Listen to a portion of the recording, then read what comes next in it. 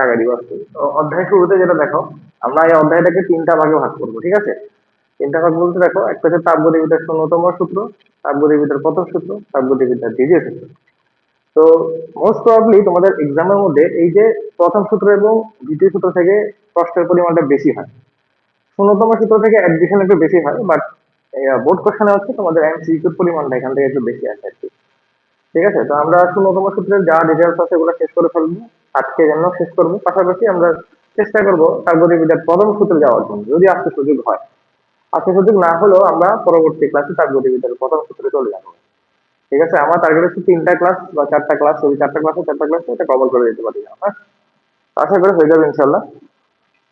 শুরুতে আসো, আমরা দেখবো হচ্ছে গিয়ে তাপগতিবিদ্যার শূন্যতম সূত্র থেকে আমাদের যা যা পড়তে হবে তার জন্য আমরা শুরুতেই পড়বো হচ্ছে তাপ কি এবং তাপমাত্রা কি, কারণ আমাদের অধ্যায়টা হচ্ছে তাপগতিবিদ্যা নিয়ে। তো সেক্ষেত্রে আমাদের তাপ এবং তাপমাত্রা সম্বন্ধে অবশ্যই আইডিয়া রাখতে হবে। তোমরা খাতায় অবশ্যই সংজ্ঞা দুটো তুলে ফেলো, একটা হচ্ছে তাপ কাকে বলে, একটা তাপমাত্রা কাকে বলে। তাপ এক প্রকার শক্তি যা তাপমাত্রা গ্রহণ বা বর্জন করতে পারে। আর তাপমাত্রাটা কি? কোনো বস্তু অন্য কোনো বস্তুর সাথে তাপীয় সমতায় আছে কিনা তা যে ধর্মের সাহায্যে নির্ধারণ করা হয় তাকে বলা হয় তাপমাত্রা। এখন এখানে একটা কথা উল্লেখ করছে ওরা, যে তাপীয় সমতা। দেখছো, তাপীয় সমতা হচ্ছে এমন একটা অবস্থা যে অবস্থায় বস্তুদ্বয় মানে পরস্পর থাকলে তারা একে অপর থেকে তাপের মানে আদান প্রদান করবে না, সেই অবস্থাকে আমরা বলবো হচ্ছে তাপীয় সমতা। তাহলে আমি একটু সংজ্ঞাটা লিখে দিই। তাপীয় সমতাটা, তাপীয় সমতা, তোমরা কষ্ট করে খাতার মধ্যে সংজ্ঞাগুলো তুলে ফেলো। আর আমি তো বলছিলাম তোমাদেরকে যে এখন থেকে তোমরা অবশ্যই নোট করবা, নোট করে আপলোড দিবা গ্রুপের মধ্যে, কেমন? কোন গ্রুপে আপলোড দেবে সেটা বলে দিব আমি। তো যাদের নোট ভালো হবে তো তাদের জন্য পুরস্কার আছে কিন্তু, হ্যাঁ। তাপীয় সমতা কি বললাম? তাপীয় সমতা হচ্ছে যে অবস্থায়, যে অবস্থায় বস্তু বস্তুদ্বয় পরস্পর সংস্পর্শে সংস্পর্শে আসলে আসলে তাপের আদান প্রদান হয় না, তাকে তাপীয় সমতা বলে। এইটার একটা জ্বলন্ত উদাহরণ আমরা দিতে পারি, আমাদের বাস্তবিক জীবনে এর একটা উদাহরণ আছে। বুঝতে পারছো, তাপীয় সমতার একটা জ্বলন্ত উদাহরণ আমাদের বাস্তবিক জীবনে আমরা কিন্তু সবসময় পাই। কিভাবে পাই? ধরো আমাদের বর্তমানে গরমকাল চলতেছে, হ্যাঁ। তো এখন আমাদের বর্তমানে কোন একটা রুম আমাকে দিল, পাশে আমাকে মনে করো 3-4টা জানালা দিচ্ছে। এখন আমাদের বর্তমান রুমের মধ্যে মনে করো স্টুডেন্টের মোটামুটি 30 থেকে 35 জন স্টুডেন্ট মানে রুমে আছে। তো অবশ্যই রুমের একটা ঘনত্ব বৃদ্ধি পাচ্ছে, অর্থাৎ রুমের ঘনত্বের কারণে কিন্তু রুমের মধ্যে এক ধরনের গরম বা উষ্ণতা যারা সৃষ্টি হচ্ছে আর কি, যার কারণে সবার কাছে অস্বস্তি বোধ মনে হচ্ছে। তো এই মুহূর্তে আমি দেখতেছি বাহিরে আমার খুবই ঠান্ডা হাওয়া, মনে করো বাহিরে শীত করতেছে। তাহলে এখন আমাদের রুমের মধ্যে কিন্তু খুবই গরম, কিন্তু বাহিরে ঠান্ডা। এখন রুমের যে জানালাগুলো আছে, এই জানালা যদি আমি খুলে ফেলাই, তাহলে দেখবো যে কিছুক্ষণ সময়ের মধ্যে আমার রুমের টেম্পারেচার এবং আউটসাইড আমাদের বাহিরের যে টেম্পারেচার এইটা কিন্তু ইকুয়াল ইকুয়াল হয়ে যাবে। তো তখন কি হবে, তখন বাহিরে এবং ভিতরে টেম্পারেচারের পরিমাণটা সেম সেম হয়ে যাবে। তাহলে এমন একটা পর্যায়ে চলে আসছে টেম্পারেচার, যে হচ্ছে কি ভিতর থেকে বাহিরে বা বাহির থেকে ভিতরে কি করবে, কি করবে না, আদান প্রদান করবে না, তাপের আদান প্রদান আর সেখানে ঘটবে না। তাহলে ওই অবস্থাটাকে আমরা বলবো হচ্ছে তাপীয় সমতা। বুঝতে পারছো আমি কি বলছি এখানে তোমরা? অনেক মাথা লাগে, ঠিক আছে, তাড়াতাড়ি করতে বলেছি। আমাদের প্রিভিয়াসলি কি সিলেবাস কতটুকু আছে জানা আছে?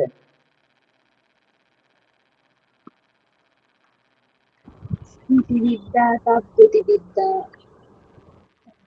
এই বিদ্যা মানে শীতড়িত। স্থিতিবিদ্যা, আচ্ছা আচ্ছা, বুঝছি। চলতরিত আসেনি। হয়ে যেত। তো পরে ক্লাস দেখি এরপরে যে তোমাদের ইসে যেহেতু সেটা তোমাদের সিলেবাসে হবে এই সূত্রটা তোমার করে দেবে। আচ্ছা দেখো, আমরা এখানে 16তম সূত্র দেখছি। পরীক্ষায় কিন্তু আসে তাপগতিবিদ্যার সমতল সূত্রের লিখো।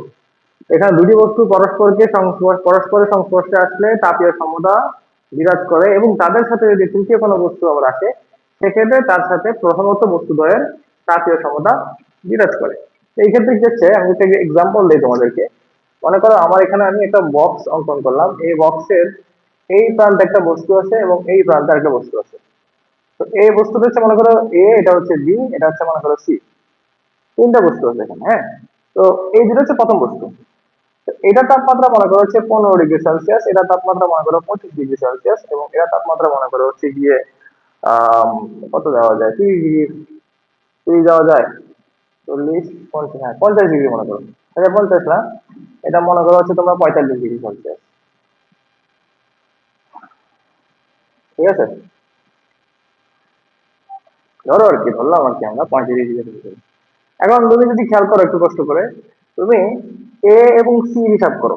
তুমি যদি এ এবং সি হিসাব করো তাহলে কি হচ্ছে, তুমি এসি এর যে বন্ধনটা আছে বায়ুমণ্ডলের, তাদের যে একটা রোধ ছিল এটা কাটে ফেলছে।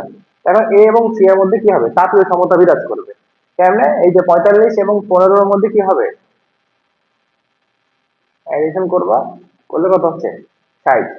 তাহলে এই 60 কে 2 ভাগ করো, 30। এখানে 30 তাহলে এখানে 30, সমান সমান বিরাজ করতেছে, ঠিক আছে। সিমিলার ভাবে তুমি যদি আবার একই কাজ এখানে করো, এটা খুলে দাও, তাহলে এখানে একই অবস্থা হবে।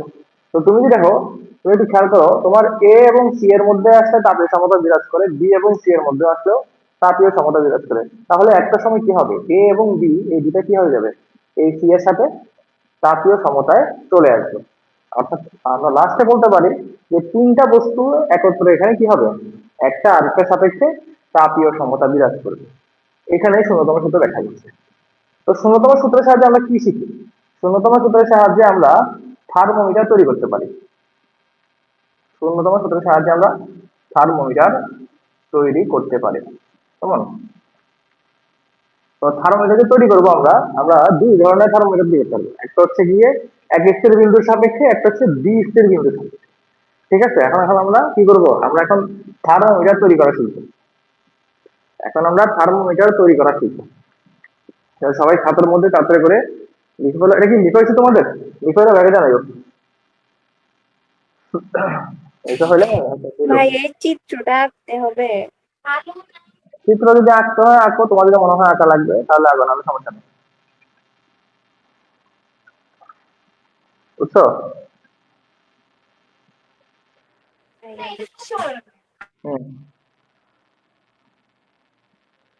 আচ্ছা আমি তাহলে এই সূত্রটা মুছলাম, এটা লিখো তো সবাই। হ্যাঁ ভাইয়া। ওকে, তোমরা রেসপন্স করো, তাহলে হচ্ছে আমার জন্য একটু সুবিধা হয় আর কি। তো দেখো, আমরা এখন শিখবো হচ্ছে থার্মোমিটার তৈরি। তো থার্মোমিটার তৈরি করার আগে থার্মোমিটার কয় ভাবে তৈরি করতে পারি, থার্মোমিটার দুই ভাবে তৈরি করতে পারি। তাহলে থার্মোমিটার তৈরি, থার্মো মানে থার্মোমিটারের সাহায্যে তৈরি না, থার্মোমিটারের সাহায্যে তাপমাত্রা নির্ণয় করতে পারি আর কি। থার্মোমিটারের সাহায্যে তাপমাত্রা নির্ণয়, তাপমাত্রা নির্ণয়। তো সেটা হচ্ছে গিয়ে আমরা দুই ভাবে করতে পারি। একটা হচ্ছে তোমার এক স্থির বিন্দুর সাহায্যে, আর আরেকটা হচ্ছে দ্বি স্থির বিন্দু। দ্বি স্থির মানে দুইটা স্থির বিন্দুর সাহায্যে আর কি, হ্যাঁ। একটা হচ্ছে এক স্থির বিন্দু, একটা হচ্ছে দুই স্থির বিন্দু। এই দুটার সাহায্যে আমরা অজানা তাপমাত্রা বের করতে পারি, হ্যাঁ, কোন একটা থার্মোমিটার থেকে। আচ্ছা, তাহলে এখন আমাদের এই যে অজানা তাপমাত্রা বের করতে হলে এই দুটো শর্ত হেল্প নিতে হবে। তার জন্য আমাকে অবশ্যই একটা ধর্ম বা একটা আহ শর্ত প্লে করতে হবে। শর্তটা কি, তোমার তাপমাত্রার বা তাপমিতিক বস্তু, শর্ত হচ্ছে কি তাপমিতিক বস্তু, তাপমিতিক ধর্ম বলতে পারো, ধর্ম বা বস্তু যেটা বলো, বস্তু অবশ্যই তাপমাত্রার সাথে, অবশ্যই তাপমাত্রার সাথে সমানুপাতিক সম্পর্ক বিরাজ করবে। এই শর্তের সাহায্যে আমরা হচ্ছে এক স্থির এবং দুই স্থির বিন্দুর সাহায্যে অজানা তাপমাত্রা বের করতে পারবো। তাহলে আমাদের অবশ্যই এই সম্পর্কটা একটু মাথায় রাখতে হবে। এখানে যে বলছে তাপমিতিক ধর্ম বা তাপমিতিক বস্তু, এইটা বলতে কি বোঝাচ্ছে, এটা বলতে বোঝাইতেছে আয়তন বুঝায়, তোমার রোদ বুঝায়, তোমার আবার তাপমাত্রাও বুঝায়, মাঝে মাঝে তাপমাত্রা বুঝাবে, হ্যাঁ। এগুলো হচ্ছে বুঝায় আর কি। আবার মাঝে মাঝে চাপও বুঝায়, চাপ। তাহলে আমরা কিন্তু দেখতে পাচ্ছি তাপমাত্রিক ঘন বলতে কোনো নির্দিষ্ট কিছু নাই, কিন্তু অনেকগুলো বিষয় এখানে যেতে পারে। আর তাপমাত্রা তো তাপমাত্রা, ঠিক আছে। তো আমরা এখানে তাপনৈতিক ধর্ম বা তাপনৈতিক বস্তু যেটা আছে, ওই তাপনৈতিক ধর্ম বা তাপনৈতিক বস্তুটাকে আমরা ধরে নিব হচ্ছে গিয়ে এক্স, কি ধরে নিব এক্স। তাই এক্স বলতে আমরা বুঝবো কি, তাপনৈতিক ধর্ম বা তাপনৈতিক বস্তু। এই এক্স এর সাথে থিটার যে সম্পর্ক, থিটা মানে কি, তাপমাত্রা, তাপমাত্রাকে আমরা থিটা দিচ্ছি। সম্পর্কটা কেমন হচ্ছে, সমানুপাতিক সম্পর্ক। তো এটা অবশ্যই আমরা একটু মাথায় রাখবো এই সম্পর্কটা, এক্স প্রপোর্শনাল থিটা। এখান থেকে আমরা মেইনলি এগুলো তৈরি করবো। তাহলে এখন আসো আমরা এই শর্তটাকে আপাতত ফিক্স করলাম বা লক করলাম, ঠিক আছে। তো আমরা এখন করবো হচ্ছে এক স্থির বিন্দুর সাহায্যে, এক স্থির বিন্দুর সাহায্যে সাহায্যে অজানা তাপমাত্রা নির্ণয়, অজানা তাপমাত্রা নির্ণয়। আমরা এখন এটা করবো। তাহলে কষ্ট করে সবাই হেডলাইন দিয়ে দিও। এটা লেখা হইলে কষ্ট করে এটা হেডলাইন দিয়ে দিও। আমরা এখন এটা শিখবো, কেমন? একটু wait।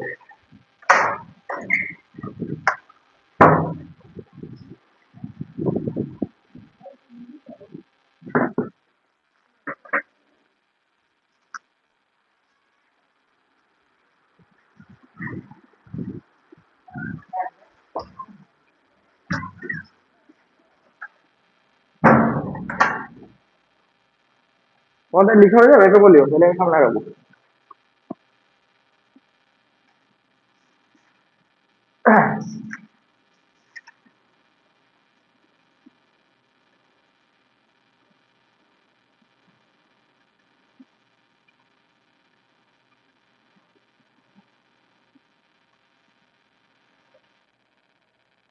লিখছো সবাই, এই পয়েন্টটা লিখছো?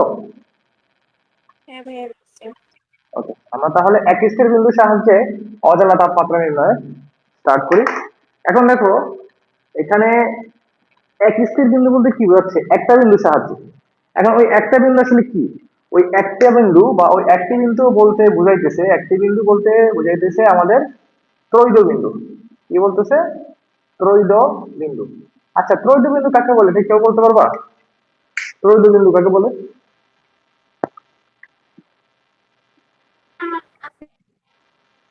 ওই তিন অবস্থাকেই বোঝায় যে ওটা না। তিন অবস্থা, ঠিক আছে। এখন এখানে ত্রৈধ বিন্দু আসলে কি বুঝাইছে,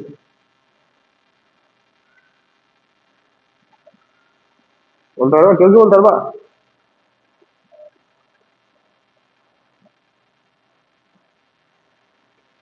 আচ্ছা তাহলে লিখো, সংজ্ঞা লিখে হলো আহ যে বিশেষ তাপমাত্রা ও চাপে কঠিন তরল বায়বীয় রূপে তাপীয় তাপীয় সমতা বিরাজ করে, বিরাজ করে তাকে ত্রৈধ বিন্দু বলে, ঠিক আছে। ত্রৈধ বিন্দু বলে, তাহলে যে বিশেষ তাপমাত্রা ও চাপে কঠিন তরল বায়বীয় রূপে তাপীয় সমতা বিরাজ করে তাকে আমরা বলবো ত্রৈধ বিন্দু, ঠিক আছে। তাহলে ত্রৈধ বিন্দুর সাহায্যে কিন্তু আমরা অজানা তাপমাত্রাটা বের করতে পারবো।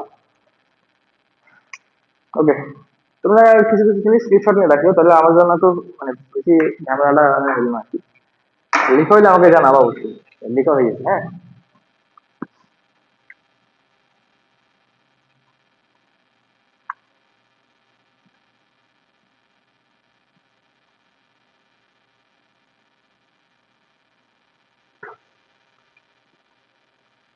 লিখছো তোমরা?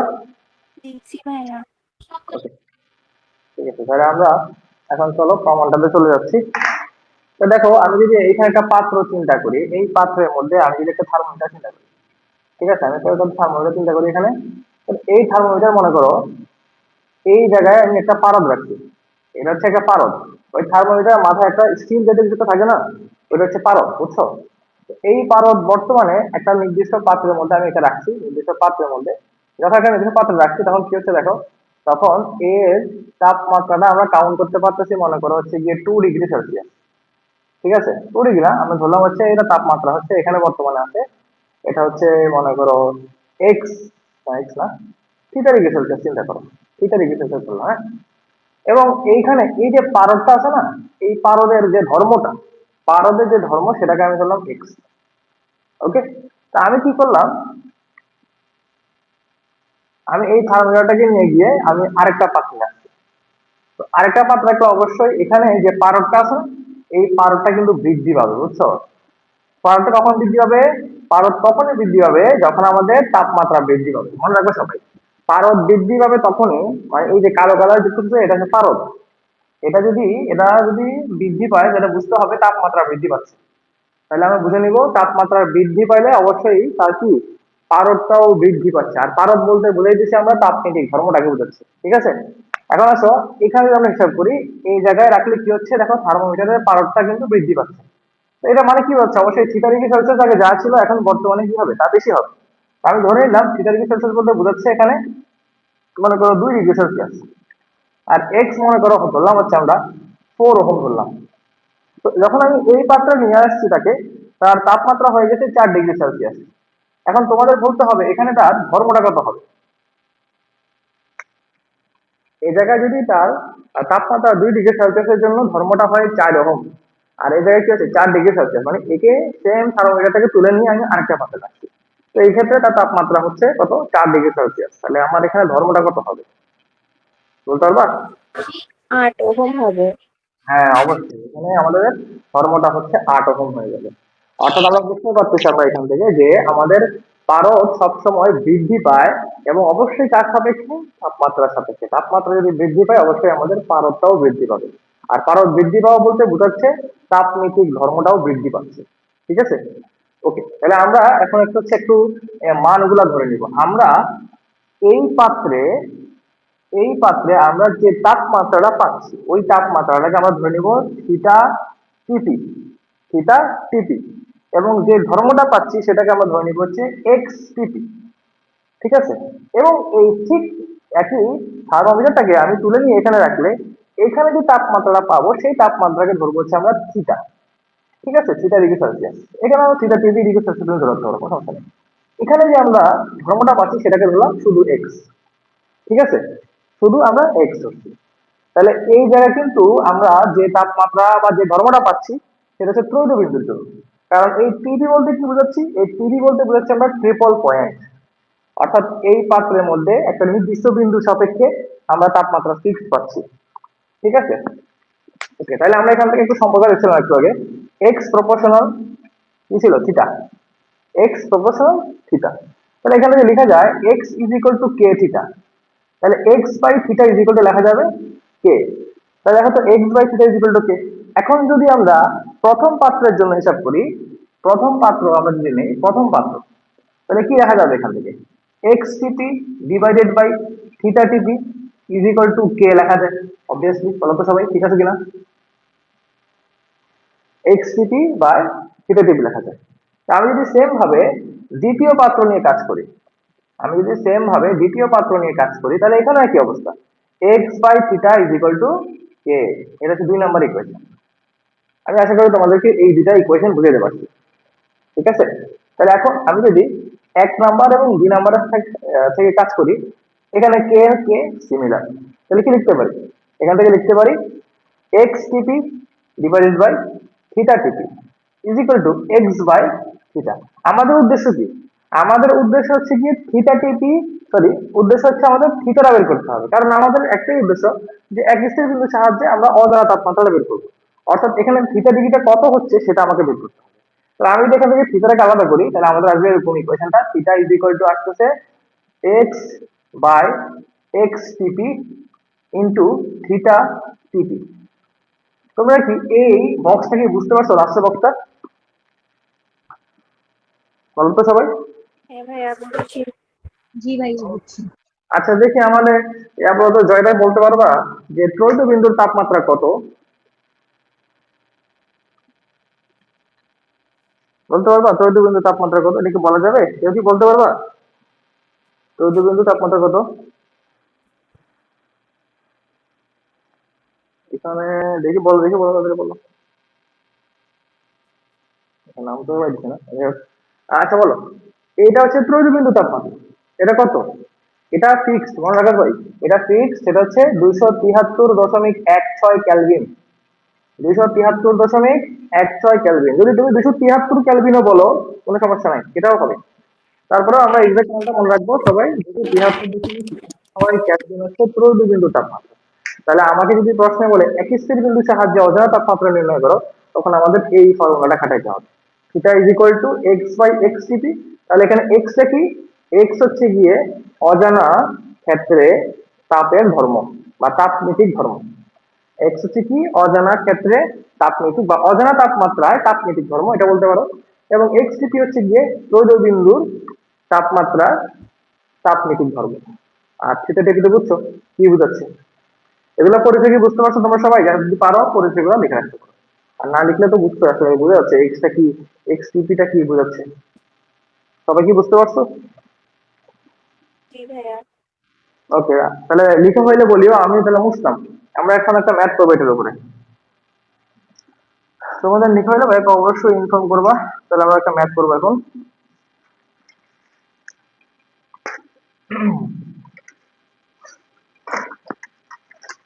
বলছে পানির তৈলবিন্দুর কোন রোধ থার্মোমিটারে রোধ বলছে 10 ওহম। তাহলে এখানে যে তৈলবিন্দুটার তাপ এই একটা ধর্ম দিয়ে দিছে বা রোধ দিয়ে দিছে, এটা হচ্ছে কি তাপনীতিক ধর্ম। কার জন্য?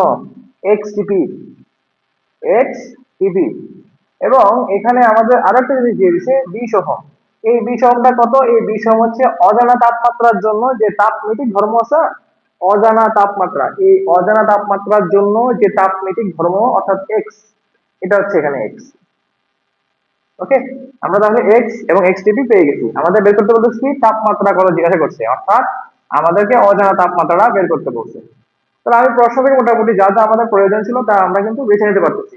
এবং অবশ্যই আমরা জানি ত্রৈধ বিন্দুর ক্ষেত্রে আমাদের যে তাপমাত্রাটা সেটা কত? Theta TP is equal two 273.16 Calvin. আমরা আপাতত জন্য 273ই রাখি, 100 না যাই আমরা। 273 ক্যালভিনই আমাদের আপাতত জন্য রাখলাম অঙ্কের হিসাবের জন্য। তাহলে এখন আমি যদি এই ফরম্যাটটা এখানে অ্যাপ্লাই করি, theta is equal to x by x TP into theta TP. তাহলে এখানে এক্স হচ্ছে আমাদের 20, এক্স টিপি হচ্ছে আমাদের 10, আর এখানে 273। তাহলে কত হবে? এখানে 2 হয় 500, 546 নাকি? 546 ক্যালভিন। কারণ 273 ক্যালভিন কিন্তু এখানে, অর্থাৎ 546 ক্যালভিন হচ্ছে আমাদের আনসার। আমরা যে সবাই অঙ্কটা বুঝতে পারছি। হ্যাঁ ভাইয়া। হ্যাঁ, খুবই সিম্পল একটা অঙ্ক ছিল। এবং এখান থেকে আমাদের কঠিন প্রশ্ন পড়বেও না তোমাদের। তো আশা করি সবাই বুঝছো এই অঙ্কটা। তো খুবই ফার্স্ট অঙ্কটা তুলে ফেলো খাতার মধ্যে। আমরা এখন ডি স্থির বিন্দুর সাহায্যে চলে যাবো গা। তাহলে আমি হেডলাইন দিয়ে দিচ্ছি এখানে ডি স্থির বিন্দু। ডি স্থির বিন্দুর সাহায্যে অজানা তাপমাত্রা নির্ণয়। আমরা পরবর্তীতে দেখি।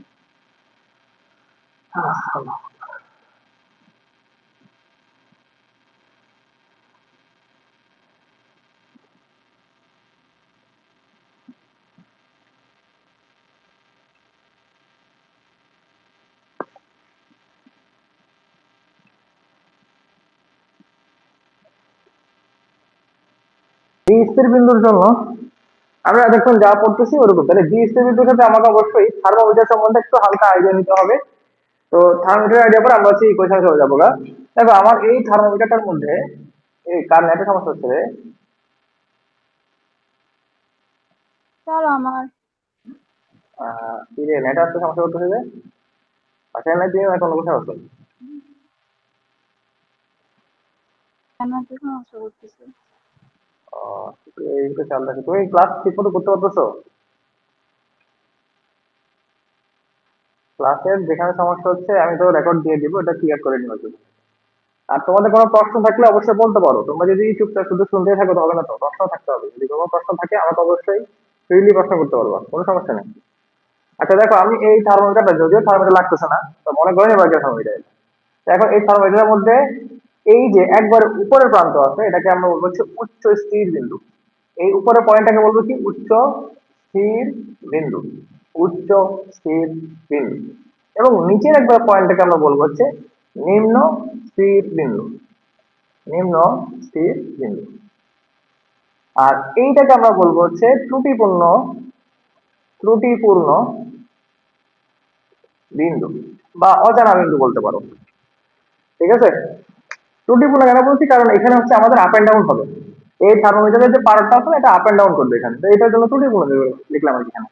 এখন দেখো এই জায়গায় আমাদের বলছে নিম্ন স্থির বিন্দু, তো মনে রাখবা থার্মোমিটারের নিম্ন স্থির বিন্দু আমরা যেটা পাই সেটা হচ্ছে আমাদের আইস পয়েন্টটাকে বোঝাচ্ছে। কি পয়েন্ট? আইস পয়েন্ট। আর সর্বোচ্চ বিন্দু যেটা আছে সেটাকে বলা হয় স্টিম পয়েন্ট, মানে ভাস্প। Steam point. কেমন? এখন এখানে আমরা নিম্ন স্থির বিন্দুতে মানে আইস পয়েন্টে যে তাপমাত্রাটা পাবো সেই তাপমাত্রাটাকে আমরা বলছি থিটা আইস, এবং যে ধর্মটা পাবো সেটা হচ্ছে এক্স আইস। সিমিলার ভাবে এখানে আমরা যেটা লিখবো এটা হয়ে যাবে থিটা স্টিম, আর তাপমাত্রা জায়গায় চিরেছে বলে ধর্মটা হবে আমাদের এক্স স্টিম। আর ত্রুটিপূর্ণ বিন্দুর জন্য আমরা যে ধর্মটা পাবো সেই ধর্ম হচ্ছে, ধর্ম না, তাপমাত্রা পাবো সেটা থিটা, আর ধর্ম হচ্ছে এক্স। তাহলে অল ওভার আমি তোমাদেরকে এখানে প্রত্যেকটা পয়েন্টের উল্লেখ সুন্দর করে বুঝিয়ে দিলাম। তো তোমরা একটা থার্মোমিটারের ক্ষেত্রে এই বিষয়গুলো অবশ্যই নিশ্চিত থাকবে কোন জায়গায় কোনটা তুমি অ্যাপ্লাই করতেছো। তো এখন আমরা হচ্ছে এই থার্মোমিটারটাকে ধরে কাজ করবো একবার সিমিলার, ভাই সিমিলার কাজ, কোনো কঠিন কাজ না এখানে, জাস্ট ইকুয়েশনটা তৈরি করবো এখান থেকে আমরা। সিম্পল একবারে হবে, সিম্পল হয়ে যাচ্ছে, কঠিনের কিছু নাই, সুন্দর করে বুঝবো ইনশাল্লাহ, দেখবে যে টপিক ক্লিয়ার তোমরা একবার। তোমাদের যদি লেখা হয়ে থাকে এত সুন্দর একটা থার্মোমিটার কে আঁকতে পারবে বলো? কত সুন্দর একটা থার্মোমিটার আঁকতে আমি। তোমরা লিখে আমাকে জানাবে।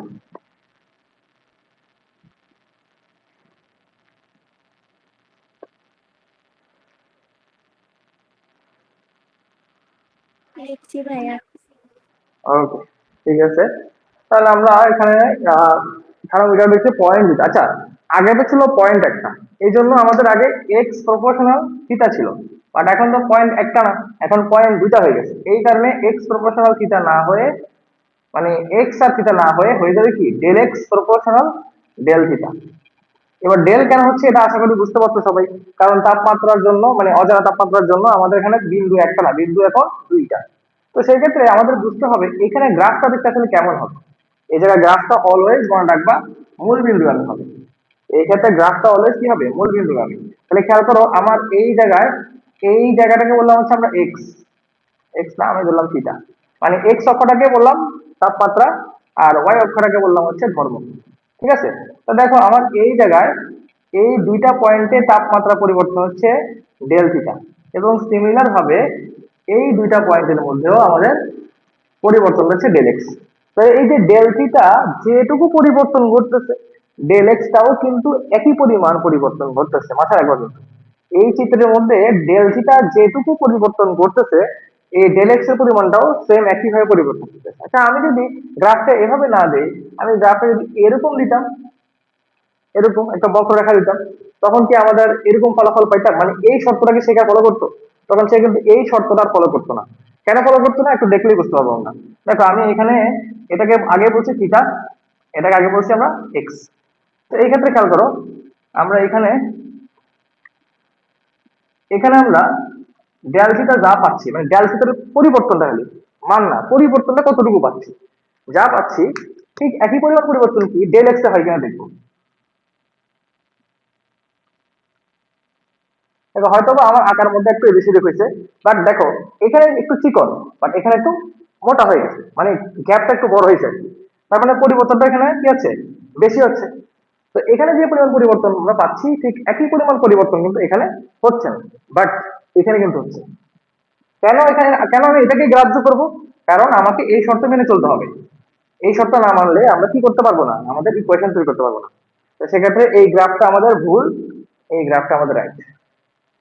ঠিক আছে, তো গ্রাফের ক্ষেত্রে একটু অবশ্যই সতর্ক থাকবা। ঠিক আছে, আমরা এখন ইকুয়েশন যাচ্ছি। আচ্ছা, আমি এখন তিনটা পয়েন্ট পাচ্ছি, একটা দুটা তিনটা। তো আমি প্রথম হচ্ছে এই নিম্ন আর উচ্চ পয়েন্ট নিয়ে একটা ইকুয়েশন বা সম্পর্ক পাবো, আবার নিম্ন এবং ত্রুটিপূর্ণ বিন্দু নিয়ে আমরা আরেকটা সম্পর্ক পাবো। দুটো সম্পর্কের মধ্যে কম্পেয়ার করে আমরা হচ্ছে ইকুয়েশন তৈরি করবো। ঠিক আছে, তাহলে একটু একটু এদিকে দেখা যাচ্ছে কিনা একটু দেখি আমি ফার্স্টে। হালকা এদিকে ঘুরে। ওকে, ডান। আচ্ছা, তাহলে একটু দেখি আমরা, আমি এই পয়েন্টগুলো একটু মুছে দিলাম, ইংলিশগুলো একটু ভালো লাগছে না।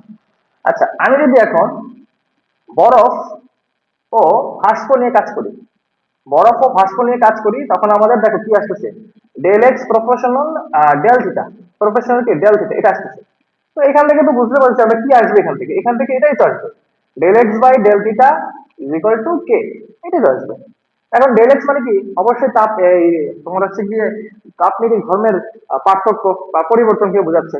তো খেয়াল করো, যেহেতু আমরা বরফ এবং বাষ্প নিয়ে কাজ করতেছি, তাহলে বুঝে কি করবে, বুঝতে হবে তোমারে, বরফ বিন্দুর ক্ষেত্রে মান সবসময় ছোট হয়, তারপরে ত্রুটিপূর্ণ, তারপরে মানে ক্রমান্বয় আর কি, ক্রমান্বয় সব থেকে কম এটা, তারপর একটু বেশি, তারপর এটা হচ্ছে একটু বেশি। ঠিক আছে, তো আমি যেহেতু এটা নিয়ে এবং এটা নিয়ে কাজ করতেছি, তাহলে পরিবর্তনটা অবশ্যই এরকম হবে, x steam minus x ice, কোনো সন্দেহ নেই, অবশ্যই এটাই আমরা মেনে চলবো, কারণ এটা বড় এটা ছোট। এবং নিচে লিখবো কি, theta steam minus theta ice is equal to k, এটা 1 নম্বর ইকুয়েশন। তোমরা কি এই 1 নম্বর ইকুয়েশনটা বুঝতে পারছো? হ্যাঁ ভাইয়া বুঝছি। ওকে, না বুঝলে আমাকে অবশ্যই তোমরা জিজ্ঞাসা করবা। এখন আমরা করবো হচ্ছে তোমার ত্রুটিপূর্ণ, ত্রুটিপূর্ণ, ত্রুটিপূর্ণ ও বরফ। ঠিক আছে, এবার এখন এটা নিয়ে করবো ত্রুটিপূর্ণ ও বরফ। তাহলে বুঝতে পারছো, ত্রুটিপূর্ণটা বরফ থেকে অবশ্যই একটু বেশি হবে তুলনামূলকভাবে।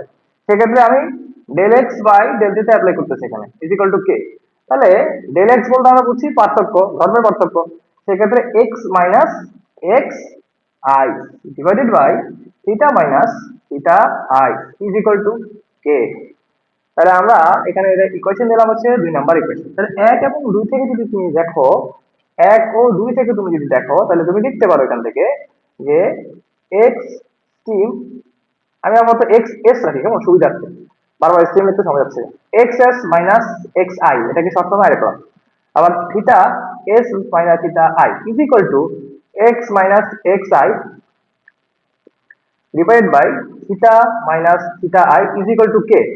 দেখো, এইটা লেখা যায়, এইটা লেখা যায়, এইটা হচ্ছে মেইনলি আমাদের ইকুয়েশন, এইটা হচ্ছে আমাদের মেইনলি ইকুয়েশন, কেমন, এটা হচ্ছে আমাদের মেইনলি ইকুয়েশন। আরেকটা বিষয় মনে রাখবো সবাই আমরা, প্রশ্নে দেখবে যে কোনো কোনো ক্ষেত্রে তোমাকে তাপমাত্রার সাহায্যে অজানা তাপমাত্রা বের করতে বলে, মানে তাপমাত্রার সাহায্যে অজানা তাপমাত্রা বের করতে হবে, তখন তোমরা কোন সূত্র অ্যাপ্লাই করবা, তখন মনে রাখবা, তখন আমরা চাইলে এই সূত্রটা অ্যাপ্লাই করতে পারি, থিটা মাইনাস, মানে এখানে যেমন আছে ওমনে থাকবে, কোনো কিছু চেঞ্জ হচ্ছে না, শুধু কি হবে দেখো, এখানে আমরা এক্স গুলোকে বাদ করে দিব, এক্স গুলোর জায়গায় আমরা হচ্ছে কি করব, বাকি থিটা গুলো নিয়ে আসবো। এটা যদি একটু সাজায় লিখি, এটা যদি একটু সাজায় লিখি আমরা, theta minus theta ice divided by, এটাকে আমি এখানে নিয়ে আসছি, এটাকে আমি এখানে নিয়ে যাবো এখন, theta s minus theta ice. ঠিক আছে, তো দেখো এখানে তো লাগবে কি, x minus x ice divided by x steam minus x ice. দেখো আমি এইটা থেকে এইটা আনছি, সাজাইছি, কেমনে সাজাইলাম, এই থিটা মাইনাস থিটা আইস কে উপরে নিয়ে আসছি, x s minus x i কে নিচে নিয়ে আসছি, জাস্ট এতটুকু বুঝতে হবে। এখন যদি কোনো কারণে আমার প্রশ্নে ইকুয়াল টু কি আছে, আবার আমার কে এই যে এক্স এর হিসাবটা থাকলো না, মনে করো কোনো কারণে প্রশ্নের মধ্যে এক্স এর হিসাবটা দিল না, আমি করবো এরকম ম্যাথ করবো একটু করে, এক্স এর হিসাবটা দিল না, শুধু থিটার হিসাব দিচ্ছে, তাহলে আমরা থিটার সাহায্যে কিন্তু অঙ্ক করতে পারবো। তখন কেমন হবে, theta minus theta ice divided by theta s minus theta ice. আর এখানে হবে কি, theta minus theta ice divide by theta s prime minus theta ice. এই যে প্রশ্নে শুধু থিটা এস প্রাইমটা চেঞ্জ হবে। দেখো আমরা এটা আমি কিভাবে লিখতে পারছি, এটা আমি কিভাবে লিখতে পারছি, আমরা সবাই মোটামুটি এইগুলো জানি সূত্রগুলা, যে মনে করো P one V one is equal two কি করছিলাম, পি টু ভি টু করছিলাম না, অথবা এভাবে করছিলাম, V one by T one is equal to V two by T two. আমরা চার্লসের সাথে করছিলাম, Charles V one by V two by T two লিখতে পারি। তো এটাকে যদি একটু মডিফাই করি আমরা, তাহলে এভাবে লিখতে পারবো, V one by V two is equal to T one by T two. আমরা মডিফাই করে এটা লিখতে পারবো, অবশ্যই কিন্তু ইজ ইকুয়াল টু কে হবে, এটা মাথায় রাখতে হবে। এখন মনে করো আমার এইখান থেকে তাপমাত্রা কোনো কাজ নয়, শুধু আমি আয়তন নিয়ে কাজ করব, তার মানে আমি এটাকে একটা সাথে লিখতে পারি, V one by V two is equal to V three by V four, এইভাবেও লিখতে পারি, এটাকে এইভাবেও মডিফাই করা যায় যদি আমরা ওই ইকুয়েশনটা শুধু কি করতে পারি, আয়তন দিয়ে কাজ করি। ঠিক আছে, তো এখানেও একই কাজ করছি আমি। এখানে আশা করি বুঝতে পারবা, তোমরা যখন অঙ্ক করবো তখন বুঝতে পারবা পুরোপুরি ভাবে। আপাতত তোমরা এই ইকুয়েশনটা মাথায় রাখো। এই ইকুয়েশনটা পরে এই যে এই ইকুয়েশনটা, মানে এটাকে আমি সাজায় লিখছি এখানে, থিটা গুলাকে এক পাশে নিয়ে আসছি, এক্স গুলাকে অন্য পাশে নিয়ে গেছি। তো তোমরা এইটার পরে অবশ্যই এই বক্স করা মানে সমীকরণটা তুলে ফেলো, তুলে ফেললেই হবে। তোমরা কি পুরো কাহিনী বুঝতে পারছো আমি কি বলতেছি? হ্যাঁ, এই যে লেখা শেষ, তোমাদের লেখা শেষ ওইদিকে। শেষ হচ্ছে ভাইয়া। হ্যাঁ ভাইয়া লিখছি। ওকে, দেখো আমরা এখানে একটা চার্ট লিখতেছি, এটা খুবই গুরুত্বপূর্ণ তোমাদের এমসিকিউর জন্য এবং সিকিউর জন্য অনেক গুরুত্বপূর্ণ এই চার্টটা, ভালো করে খেয়াল করবা। এখানে আমরা লিখছি উচ্চ স্তর বিন্দু, নিম্ন স্তর বিন্দু, আর হচ্ছে ব্যবধান, মানে তাদের মধ্যে যে ব্যবধানটা আছে। আর এখানে সেলসিয়াস, ফারেনহাইট, কেলভিনের স্কেলগুলো লিখছি। এখন দেখো সেলসিয়াস স্কেলে উচ্চ স্তর বিন্দু কত? সেলসিয়াস স্কেলে উচ্চ স্তর বিন্দু কিন্তু ফিক্সড 100 ডিগ্রি সেলসিয়াস। এবং ফারেনহাইটের ক্ষেত্রে উচ্চ স্তর বিন্দু কত? 212 ডিগ্রি ফারেনহাইট। কেমন, আমি ফারেনহাইট লিখলাম না, আমি শুধু 100 লিখলাম আর 212 লিখলাম। সিমিলার ভাবে ক্যালভিনের জন্য সর্বোচ্চ বিন্দুতে তাপমাত্রা হচ্ছে 373, এবং সর্বনিম্ন বিন্দুতে মানে সেলসিয়াস স্কেলে সেটা কত? 0। ঠিক আছে, সেটা হচ্ছে 0। আর ফারেনহাইটের ক্ষেত্রে কত? সেটা 32। এবং ক্যালভিনের ক্ষেত্রে সেটা কত? সেটা হচ্ছে 273। ঠিক আছে, তাহলে এখন দেখো তোমরা এখানে আমাদের এই ব্যবধানটা করতে হবে। ব্যবধান হচ্ছে এখানে 100, এইখানে ব্যবধান কত? 180। এখানে ব্যবধান কত? 100। দেখছো? তাহলে আমাদের প্রশ্ন যখন তোমাকে বলবে যে একটি সেলসিয়াস স্কেলে থার্মোমিটারের ক্ষেত্রে এই এই কাজ করছে, ওই ওই কাজ করছে, তখন তোমাকে বুঝে নিতে হবে যে এখানে যে থিটা আছে না, এই যে থিটা, এটা এইটার মান কিন্তু ফিক্স, এবং সেটা কার জন্য? সেলসিয়াস স্কেলের জন্য। এবং এই তাপমাত্রাটা আমাকে কিন্তু সেলসিয়াস স্কেলে কাউন্ট করতে হবে।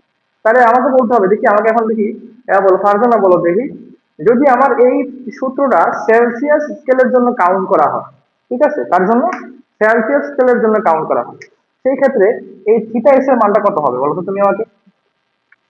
যদি আমরা এই সূত্রটা সেলসিয়াস স্কেলের জন্য কাজ করি, মানে সেক্ষেত্রে থিটা এস এর মানটা কত হবে? ফিক্স কিন্তু, বলতে পারবা?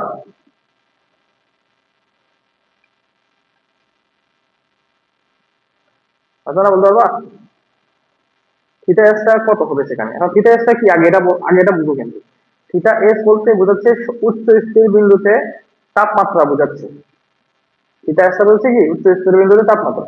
আমি কার জন্য বলছি? সেলসিয়াস স্কেলের জন্য। তার মানে সেলসিয়াস স্কেল থিটা এস টা কত হবে, এটা হচ্ছে প্রশ্ন আমার তোমার কাছে, বলতে পারবা? 200। একটা এতক্ষণ লাগছে কেন? থিটা এস কত বলো? থিটা এস সেলসিয়াস স্কেলে থিটা এস টা তাহলে কত হবে? এবং থিটা আইস বলতে কি 0। বোঝাচ্ছি? হ্যাঁ, 0। থিটা আইস বলতে বোঝাচ্ছি নিম্ন স্থির বিন্দু, ভালো করে বুঝবা কিন্তু। থিটা এস বলতে তোমার হচ্ছে উচ্চ স্থির বিন্দুতে তাপমাত্রা, থিটা আই বলতে বোঝাচ্ছে নিম্ন স্থির বিন্দুতে তাপমাত্রা। এক্স এস, এক্স এস হচ্ছে উচ্চ স্থির বিন্দুতে তাপনীতিক ধর্ম, এক্স আই নিম্ন স্থির বিন্দুতে তাপনীতিক ধর্ম। এগুলো কিন্তু বুঝতে হবে।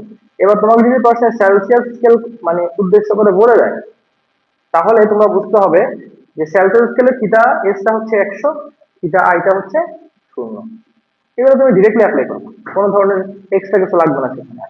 তাহলে তোমরা কি বুঝতে পারছো এই চার্টটা এই কোশ্চেনের সাহায্যে? তাহলে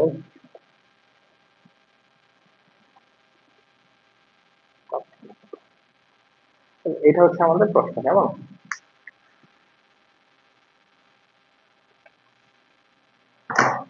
তাহলে এক্ষেত্রে খেয়াল করো, নির্দিষ্ট রোধ থার্মোমিটারে রোধ বরফ বিন্দু ও স্টিম বিন্দুতে যথাক্রমে 4.5 ওহম ও 9.5 ওহম বলতেছে আমাদেরকে। তাহলে কোনো তরলে স্থাপন করলে ওই ওই থার্মোমিটারটাকে আমি যদি কোনো একটা তরলে স্থাপন করি আর কি, মনে করি এটা থার্মোমিটার, এটা অলরেডি একটা জায়গায় ছিল। তো যখন এই একটা জায়গায় ছিল না, তখন এর নিম্ন বিন্দুতে আমাদের রোধ হচ্ছে 4.5, আর উচ্চ বিন্দুতে আমাদের রোধ হচ্ছে 9.5।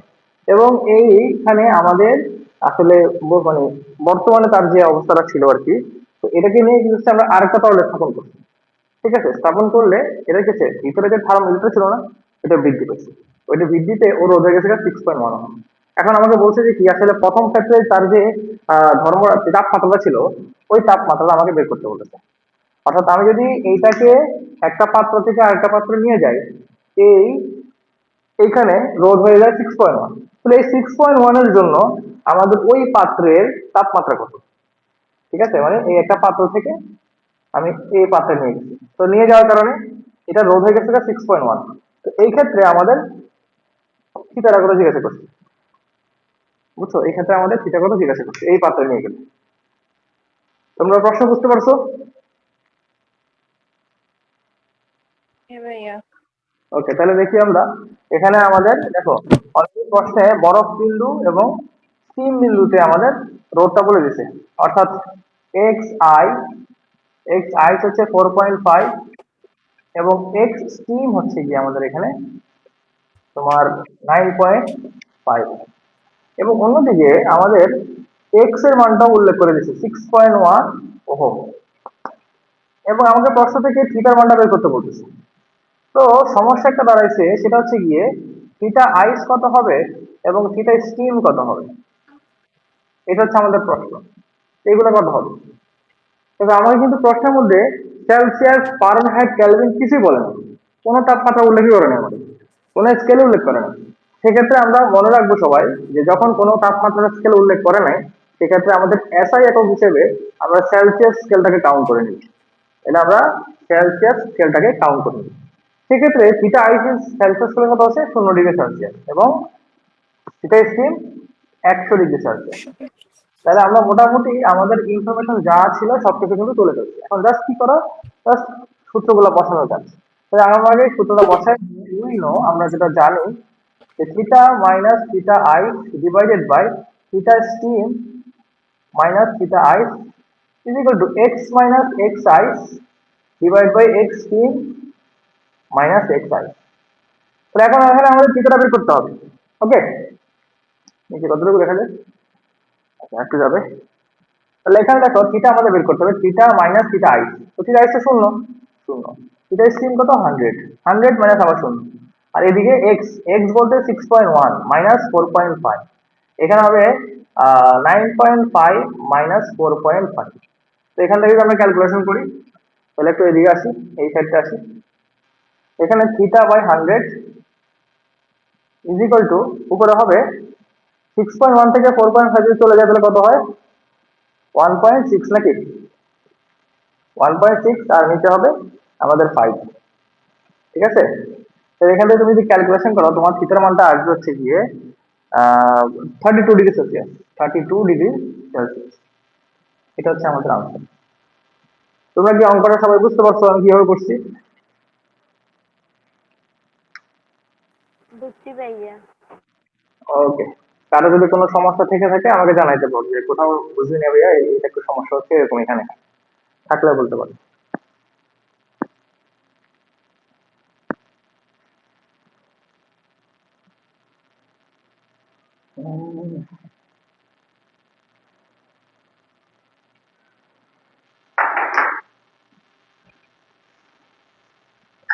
তোমরা লিখো।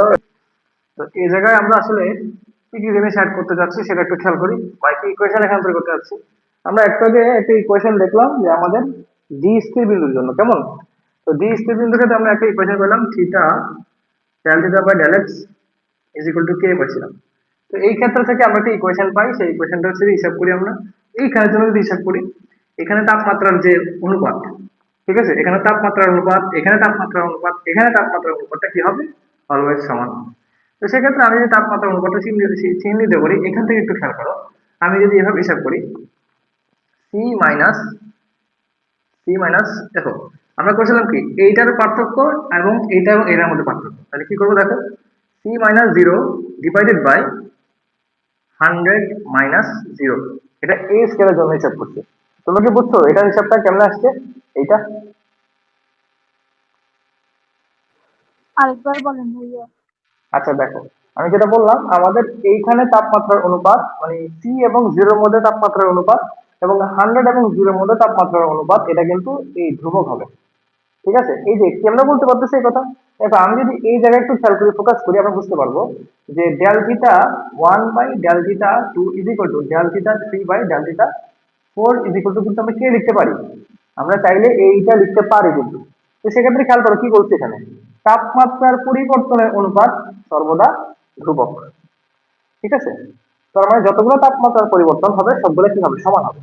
এক্ষেত্রে আমার তাপমাত্রার পরিবর্তনটা কিভাবে হচ্ছে, একবার আমরা এই ত্রৈধ মানে ত্রুটিপূর্ণ বিন্দু থেকে নিম্ন স্তর বিন্দু হিসাব করতেছি, আরেকবার উচ্চ স্তর বিন্দু থেকে নিম্ন স্তর বিন্দু হিসাব করতেছি। একটু আমি দেখলাম কিন্তু, আমরা একটা দেখলাম না, এইটা তো আমরা দেখতে পাচ্ছি। তো সেই অনুযায়ী সি বাই বা সি মাইনাস জিরো এইটার একটা পরিবর্তন আসছে, আবার 100 - 0 এটার একটা পরিবর্তন, তাতে অনুপাতটা হিসাব করতে হবে। এটা কি বুঝছো তোমরা এবার?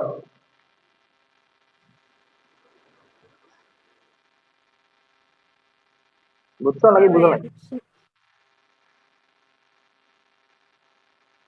তার মানে এক কথা বলতে গেলে এটা, যে এই দুইটা পয়েন্টের মধ্যে তাপমাত্রার পার্থক্য এবং এই দুইটা পয়েন্টের মধ্যে তাপমাত্রার পার্থক্যের অনুপাতটা আমি এখানে উল্লেখ করছি, এক কথায় বলতে গেলে এটা। তো সিমিলার ভাবে আমি আবার এই থার্মোমিটারের জন্য কাজ করব, এখানেও একই কাজ, এখানেও এফ এবং 32 ডিগ্রি ফারেনহাইটের মধ্যে কাজ করব।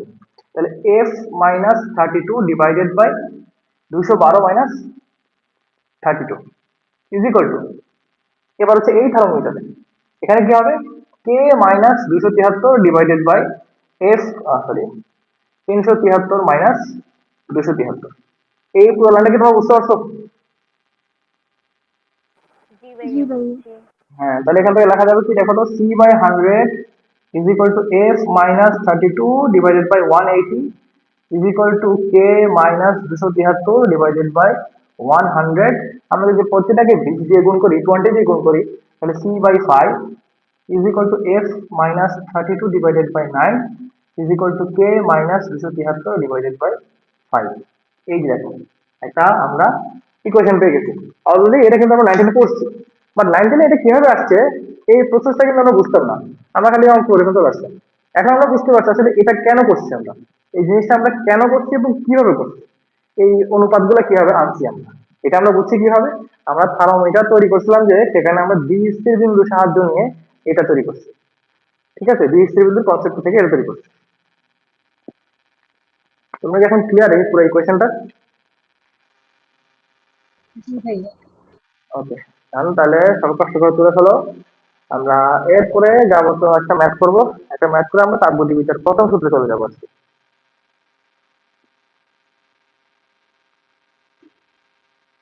আজকে বেশি কিছু যাবো না, এটা শেষ করার পরে ম্যাথ করবো, ম্যাথ করার পরে আমরা তাপগতিবিদ্যার প্রথম সূত্রে ক্লসিয়াসের ফর্মুলাটা দেখবো। ক্লসিয়াসের ফর্মুলাটার পরে আমরা একটা এক্সপেরিমেন্ট দেখাবো তোমাদেরকে। এক্সপেরিমেন্টের পরে আমরা হচ্ছে আজকের জন্য এখানেই সমাপ্তি দিব। পরবর্তী ক্লাস আমরা শুক্রবারে নিব, তখন হচ্ছে গিয়ে তাপগতিবিদ্যার প্রথম সূত্র যা যা আছে তা শেষ করার চেষ্টা করবো, যতটুকু সম্ভব হয় ইনশাল্লাহ। আশা করি আমাদের বেশি সময় লাগবে না, তোমরা বাসায় বসে প্র্যাকটিস করবে, আমি এর আলোকে কয়েকটা ম্যাথ তোমাদের কাছে দিয়ে দিব। সবাই বসে বাসায় প্র্যাকটিস করে আমাকে এগুলো আনসার পাঠাবে।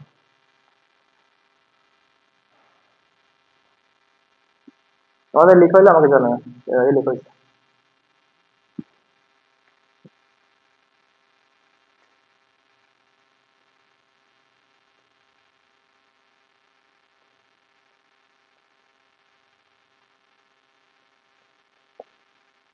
সেলসিয়াস ও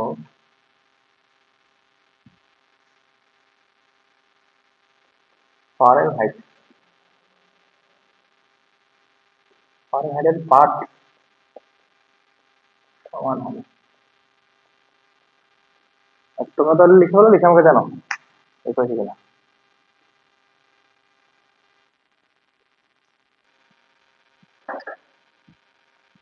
তোমার ম্যাথটা খেয়াল করি, ভালো করে দেখো ম্যাথটা দেখো। ম্যাথের মধ্যে কি বলছে, ম্যাথের মধ্যে বলছে কোন তাপমাত্রায় সেলসিয়াস ও ফারেনহাইট স্কেলের পার্ট সমান হবে। এবং সেলসিয়াস এবং ফারেনহাইট স্কেলের পার্ট বলতে আমরা কি বুঝছো, সেখানে ধরি সেলসিয়াস এবং ফারেনহাইট স্কেলের পার্ট মানে সি আর এফ এর মান ধরলাম হচ্ছে আমরা এক্স, আমরা এটা ধরে নিয়েছি। যদি এক্স হয় তাহলে কোন তাপমাত্রার জন্য আমরা এক্স ধরতে পারবো আর কি, এটা হচ্ছে কথা।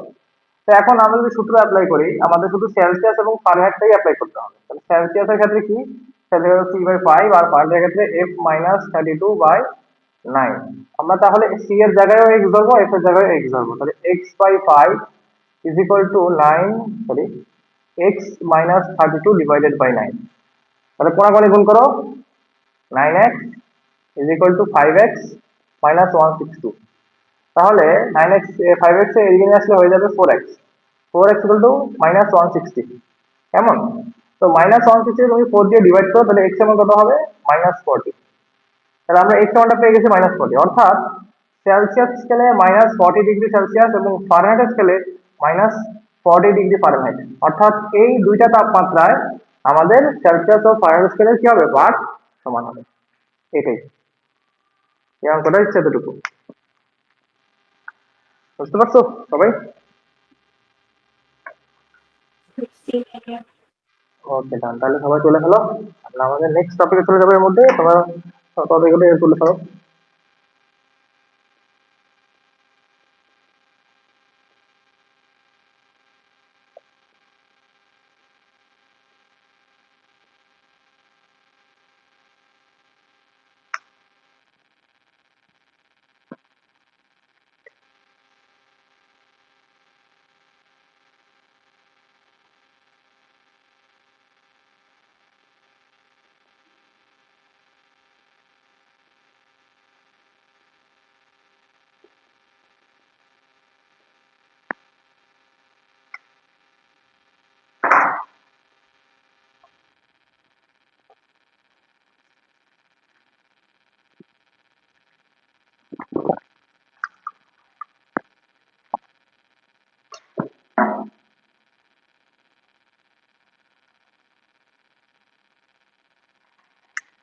দেখো আমরা এখন যাবো তাপগতিবিদ্যার প্রথম সূত্র। ঠিক আছে, তাপগতিবিদ্যার প্রথম সূত্রটি কি বলা হয়েছে? বলা হয়েছে এখানে দেখো আমরা দুইজন বিজ্ঞানী করছি, ক্লসিয়াসের সূত্র এবং জুলের সূত্র। ঠিক আছে, তো আমরা শুরুতে ক্লসিয়াসটা করবো, আমরা ক্লসিয়াসটা দিয়ে করতেছি আর কি, ক্লসিয়াসের সূত্র। তো ক্লসিয়াসের ক্ষেত্রে উনি কি বলতেছে একটু দেখি আমরা। ক্লসিয়াসের ক্ষেত্রে বলতেছে উনি এটা যে কোনো আদর্শ কোনো আদর্শ গ্যাসকে একটি পাত্রে আবদ্ধ করলে তার উপর মোট তাপের পরিবর্তন বা মোট তাপ শক্তির পরিবর্তন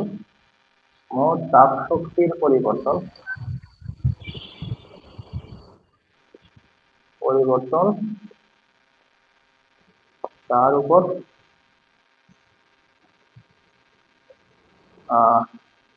প্রযুক্ত মোট অভ্যন্তরীণ শক্তি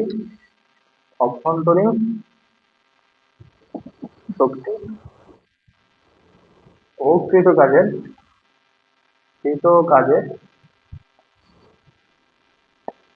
পরিবর্তনের সমান। তাহলে কোনো আদর্শ গ্যাসকে একটি পাত্রে আবদ্ধ করলে তার উপর মোট তাপ শক্তির পরিবর্তন তার উপর প্রযুক্ত মোট অভ্যন্তরীণ শক্তি ও কৃতকাজের পরিবর্তনের সমান। তাহলে আমি যদি একটা পাত্র চিন্তা করি, খেয়াল করো সবাই সেদিকে, আমি একটা পাত্র চিন্তা করি, এই পাত্রের মধ্যে একটা পিস্টন রাখছি, এটা কি ঢাকনা আর কি, ঢাকনা বা পিস্টন। তো এখানে অনেকগুলা গ্যাস, আমার এখানে গ্যাস রাখছি এবং সেই গ্যাসটা কি গ্যাস? অবশ্যই আদর্শ গ্যাস। এখন দেখো বর্তমানে একটা মোমবাতি আমি এখানে রাখছি, মোমবাতির মধ্যে এখনো জ্বালায় নেই, সে এখনো জ্বালানো হয়নি তাকে। এখন জ্বালানোর আগে আমার অলরেডি এই পাত্রের মধ্যে একটা তাপ তৈরি হচ্ছে না, কক্ষ তাপমাত্রা থেকে একটা তাপ তৈরি হচ্ছে এখানে, এবং ওই তাপটা মনে করা হচ্ছে ধরলাম Q1, ওইটা বললাম Q1 ধরছি, কেমন? এবং এখানে একটু খেয়াল করো, এখানে আমাদের ভিতরে অণুগুলা, গ্যাসের যে অণুগুলো আছে ওগুলো কিন্তু শীতল, কোনো লাফালাফি করতেছে না, একবার শীতল অবস্থায় আছে। তো তখন আমাদের যে শক্তিটা পাচ্ছি সেটা হচ্ছে অভ্যন্তরীণ শক্তি পাচ্ছি। এই যে আমরা ধরছি কি U1, এবং এখানে এই পিস্টনটা কিন্তু তার নির্দিষ্ট অবস্থানে বসে আছে, তো এটা হলাম কি W1।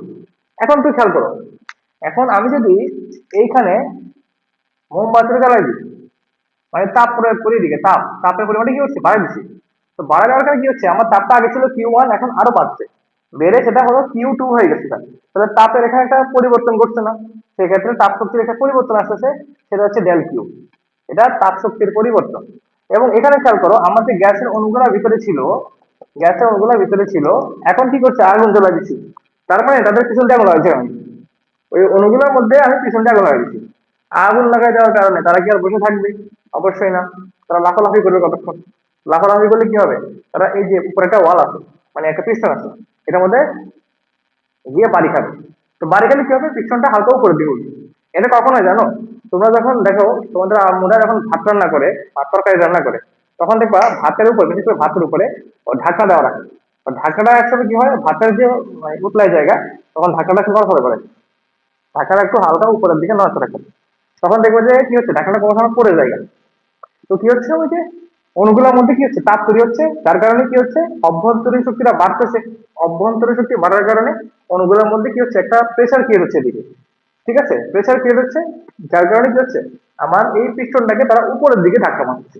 তো পিস্টনটা ধাক্কা উপরের দিকে যদি চাওয়ার কারণে এরকম হয়ে যায়, একটু হালকা উপরের দিকে চলে যাবে কেন, পিস্টনটা হালকা, এই যে পিস্টনটা কি হচ্ছে, হালকা উপরের দিকে চলে গেছে। তাহলে এখানে আমাদের অবশ্যই অভ্যন্তরীণ শক্তির একটা পরিবর্তন আসছে, সেটা হচ্ছে ডেল ইউ। এবং এখানে কি হচ্ছে, কৃতকাজের একটা পরিবর্তন আসছে, আগে ছিল পিস্টনটা এখানে, এখন গেছে গা এখানে। তার মানে পিস্টন একটু সরছে, এই সরার জন্য কাজ করতে হচ্ছে তাকে। সেক্ষেত্রে কি, কৃতকাজের পরিবর্তন। তাহলে আমার এখানে কি হচ্ছে, তাপ শক্তির পরিবর্তন, অভ্যন্তরীণ শক্তির পরিবর্তন, কৃতকাজের পরিবর্তন। তো ক্লসিয়াস কি বলছে, ক্লসিয়াস বলছে টোটাল তাপ শক্তির পরিবর্তন এবং টোটাল অভ্যন্তরীণ শক্তির পরিবর্তন ও কৃতকাজের পরিবর্তনের যোগফলের কি হবে, সমান। উনি বলতেছে এটা, উনি বলতেছে এই যে এই ফর্মুলাটা উনি প্রকাশ করতেছে। তোমরা কি এই ফর্মুলাকে বুঝতে পারছো এখন কি বলছে আমি এখানে?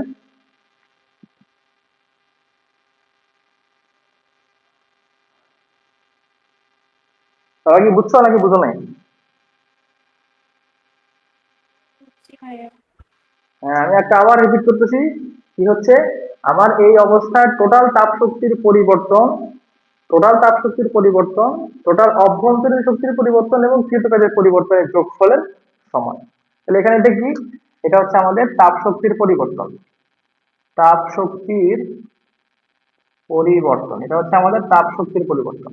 অর্থাৎ তুমি কোনো বস্তুর উপর তাপ প্রয়োগ করলে তাপ শক্তির একটা পরিবর্তন ঘটবে, এবং বস্তুর মধ্যে যে গ্যাসগুলো ছিল ওই গ্যাসের অণুগুলোর মধ্যে কি হবে, একটা কম্পন তৈরি হবে, যার কারণে সেখানে আমাদের অভ্যন্তরীণ শক্তিটাও বাড়বে।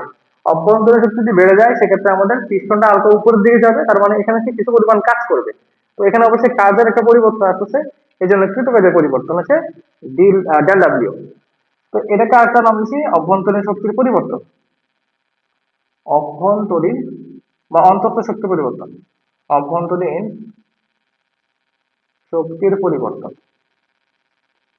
আর এটা হচ্ছে কি, কৃতকাজের পরিবর্তন।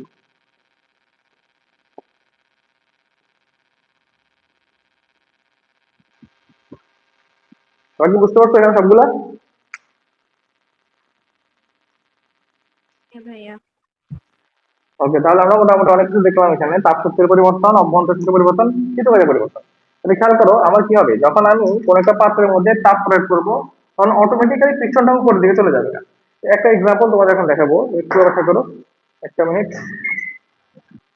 একটা এখানে বাটি নিচ্ছি আর কি, তোমরা দেখতে পাচ্ছ সবাই, এখান থেকে কিন্তু ধোঁয়া উঠতেছে, মানে ভিতরে আমার গরম পানি, বুঝছো, ভিতরে হচ্ছে গরম পানি, আমি ধোঁয়া উড়াচ্ছি ভিতরে।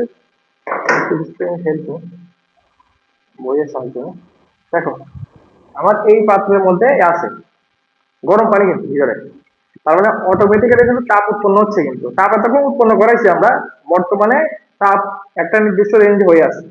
এখন আমি একটু খেয়াল করো, আমার হাতে একটা বোতল রাখছি আমি। এই বোতলে কিন্তু সিম্পল তাপমাত্রা, মানে সিম্পল তাপ সে নিচ্ছে, এবং উপরে একটা বেলুন দেওয়া আছে। তো কি হবে, আমি যখন এইটাকে পানির মধ্যে রাখবো, তখন অটোমেটিক্যালি এর ভিতরে যে তাপটা ছিল সেটা বাড়বে। ঠিক আছে, তাপটা কি বাড়তেছে, তাপ বাড়ার কারণে এই ভিতরে কি আছে, একটা আদর্শ গ্যাস মনে করে রাখছি আর কি, আমি আসলে কোনো গ্যাস রাখি নাই, মনে করে চিন্তা করো একটা এখানে ভিতরে একটা গ্যাস আমি রাখছি। ঠিক আছে, বা একটা গ্যাস অবস্থান করে আছে বর্তমানে। এখন সেই ক্ষেত্রে এখানে কি হবে, গ্যাসের ভিতরে যে অণুগুলো আছে ওগুলো কি হবে, ওগুলা অটোমেটিক্যালি কি হবে, বাড়তে থাকবে। তো বাড়তে থাকার কারণে আমার বেলুনটা কিন্তু ফুলে উঠবে। এখানে বলে রাখি আমি তোমাদেরকে, এইখানে কোনো ধরনের আমি গ্যাস রাখি নাই। যদি আমি ভিতরে কোনো গ্যাস রাখতাম এত বড় হয়ে ফুলবে না সে। কারণ সেই পরিমাণ গ্যাস আমি রাখি নাই এখানে। যদি ওইরকম গ্যাস আমি রাখি তাহলে এটা অটোমেটিক্যালি ফুলে উঠতো। বাট এখন কোনো ধরনের গ্যাস রাখি নাই, বর্তমানে সে খালি, একবারে একটা খালি বোতল, এবং আমি বোতলের মুখে একটা কি লাগাইছি, বেলুন লাগাই দিছি। তো আমি দেখবো যে আসলে বেলুনটা ফুলে কিনা। তোমরা বুঝতেছো সবাই? আচ্ছা দেখো, আমি যেটা বলতেছিলাম, আমার বর্তমানে এখানে আমি গরম পানি রাখছি। এই গরম পানির মধ্যে যখন আমরা এই বোতলটাকে দিব, তখন কিন্তু অটোমেটিক্যালি আমাদের এই বেলুনটা ফুলে উঠবে। তাহলে খেয়াল করো, দেখি হয় কিনা। এই যে দেখো, বুঝতেছে, হচ্ছে, হবে, হয়ে যা, হয়ে যা, হয়ে যা, দেখতেছো? এই যে, খেয়াল করছো কি হচ্ছে এখানে? আমি যখন তাপ দিচ্ছি, অটোমেটিক্যালি বেলুনটা ফুলছে। বেলুনটা কিন্তু এর বেশি আর ফুলবে না, বেলুনটা এতটুকুই ফুলবে। এটা কারণ কি? কারণ আমি এখানে এই বোতলের মধ্যে পর্যাপ্ত পরিমাণ কোনো ধরনের কি গ্যাস রাখি। যদি পর্যাপ্ত পরিমাণ কোনো আদর্শ একটা গ্যাস রাখতাম, তাহলে হচ্ছে কি আমার বেলুনটা আরো বড় হয়ে ফুলতো। বাট এখন হচ্ছে জাস্ট আমরা একটা সিম্পল এক্সাম্পল দেখলাম যে আমার তাপের কারণে ভিতরে যে গ্যাসের বা ভিতরে যে অণুগুলো আছে, বায়ুর অণুগুলা, ওই বায়ুর অণুগুলা কি হচ্ছে, কম্পিত হচ্ছে। কম্পিত হওয়ার কারণে আমার এখানে ফোর্স ক্রিয়েট করতেছে, এখানে ফোর্স ক্রিয়েট করতেছে। মানে দেখো, তাপ প্রয়োগ করে, মানে তাপ প্রয়োগের কারণে প্রেশারটা কিন্তু বাড়তেছে। প্রেশার যদি বাড়ে, অবশ্যই কি হবে, এখানে আয়তন কমে। বাট আমার এখানে দেখো, প্রেশারটাকে কমানোর জন্য সে কোথায় চলে যাচ্ছে, এখান দিয়ে চলে যাচ্ছে। তো এখান দিয়ে যাওয়ার সময় কি বেলুনটাকে পুড়ে দিচ্ছে সে। আবার দেখি, দেখো, এই যে, এই যে, তাহলে কি হচ্ছে, তাপ বাড়তেছে, অভ্যন্তরীণ শক্তি বাড়তেছে, এবং এখানে কি হচ্ছে, একটা কৃতকাজ হচ্ছে। বেলুনটা আগে ফুলানো ছিল না, এখন ফুলতেছে, অর্থাৎ এখানে একটা কৃতকাজ করতেছে। তো এখানে আমাদের বিজ্ঞানী ক্লসিয়াস একটা পরীক্ষা তোমাদের দেখাইছে। তোমরা কি পরীক্ষাটা বুঝতে পারছো?